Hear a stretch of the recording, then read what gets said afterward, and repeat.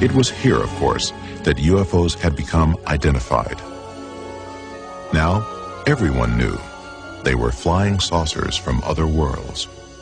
What followed was a craze in the 1950s known as the contactee movement. Contactees were people who believed that they had made contact with space people.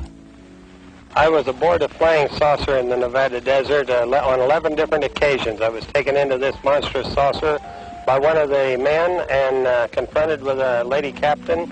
Beautiful complexion, beautiful appearing woman, and they're peaceful people. They mean no harm to us. They come down here to investigate what's going on Earth, and they certainly convinced me that they're peaceful, and they come from another planet they call Clarion. They told me there was life on Mars and that there were life on other planets as well, and all planets except Earth had interplanetary means of travel. The man credited with starting the contactee movement was a Polish immigrant and self-styled philosopher named George Adamski. In his book, Flying Saucers Have Landed, he detailed a claim that he had met a landed flying saucer in the desert of Southern California in 1952.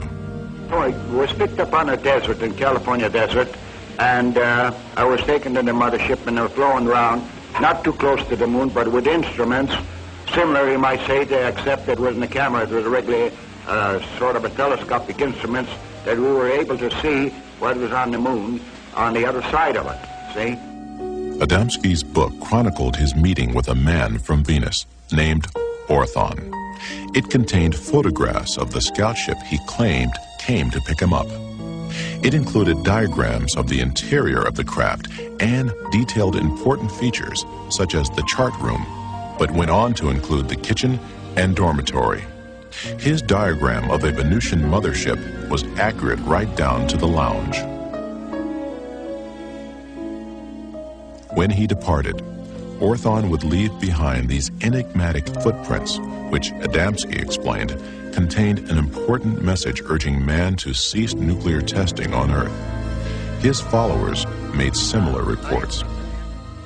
I was taken on board a 200-foot diameter spacecraft in the Mojave Desert, and while I was on the craft, they presented me with this little crystal stone. They told me it was called Martian jasper. This craft, by the way, was from the planet Mars. The contactee myth offered an escape from what some saw as an inevitable nuclear war. These aliens had come down from utopian planets, and like angels, they wanted to prevent war and stop nuclear testing. Best of all, they looked like us. I have a picture here of the gentleman who escorted me through the craft, and I would like to show it and describe it. This gentleman, he appeared almost as I am, except that he was about 5 feet 10 inches tall, weighing about 150 to 155 pounds, and they all appeared about that same size, including the lady. George Adamski would publish 2 more volumes on his contacts with beautiful space people from Saturn and Mars. He even had opportunity to take home movies of the scout ships that visited him, guided by robot pilots from Venus. Everything is a push-button idea, and everything is operated by a robot system.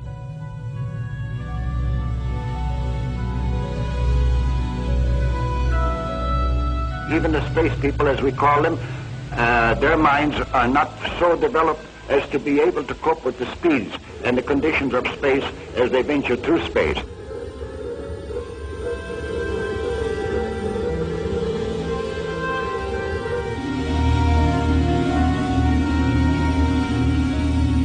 So the robot system is the one that detects most of the thing and controls the ship and governs the ships in general.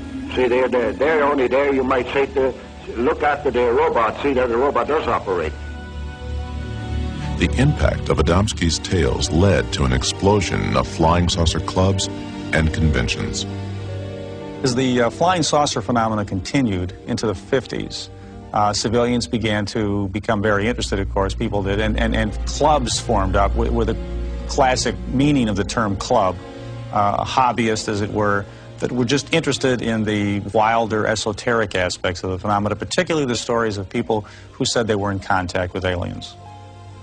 Many of the contactees would meet up at the largest and most widely publicized flying saucer festival ever.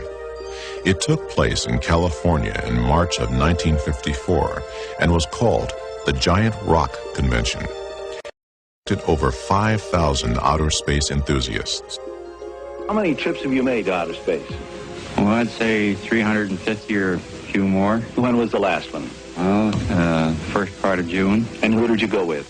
Well, people from Jupiter. I have made telepathic contact for the past 8 years with many space people from many areas of space, both inside and outside of the solar system. Lectures were given from the giant rock, and stalls were set up to sell books, photos, and space-age souvenirs. Most importantly, conventions like this gave the contactees a place to exchange ideas, rumors, and reports. But I do believe what I see, and I am one of those who was inside a flying saucer. They told me that language is no barrier to them anywhere. They could speak any language. So they told you that in English? Yes. I seem to become one with the entire universe. Everything in the universe seemed to be contracted down to one small dot. What were their clothes like? The woman had a radiant red box-pleated skirt and a black velvet-appearing blouse and a black and red tam or beret, and the men had clothes very similar to our Greyhound bus drivers. Like Adamski, the contactees gave astonishing details of the spacecraft they had been taken aboard. On July the 12th, I took a trip in a flying saucer, which I am pointing right here. The saucer was well equipped with rooms, bedrooms, bathrooms, toilets, and this saucer, I went up into Mars, over the Moon, Venus, Clarion, and Orion. When I say Orion, I do not mean Orion. It is a planet outside of our galaxy. Also present in the new UFO myth was a belief that startling evidence was about to be revealed. We are going to see more and more of these visitors from space, and that before too long, the evidence will be incontrovertible, that you will have on your TV screens and on your movie screens concrete evidence that the ships are here.